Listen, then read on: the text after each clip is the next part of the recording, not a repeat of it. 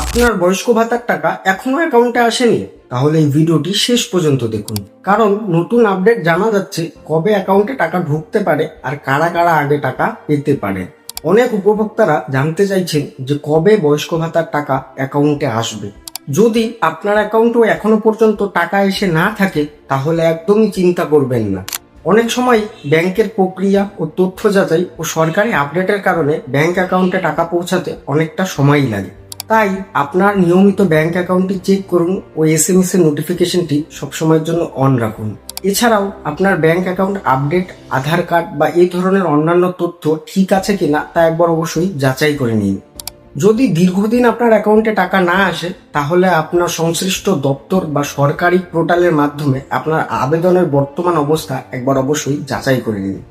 এই ধরনের সরকারি আপডেট পেতে হলে সবার আগে আমার পেজটিকে ফলো করে রাখুন আর ভিডিওটিকে শেয়ার করুন যাতে অন্যরাও এই গুরুত্বপূর্ণ আপডেটগুলি জানতে পারে।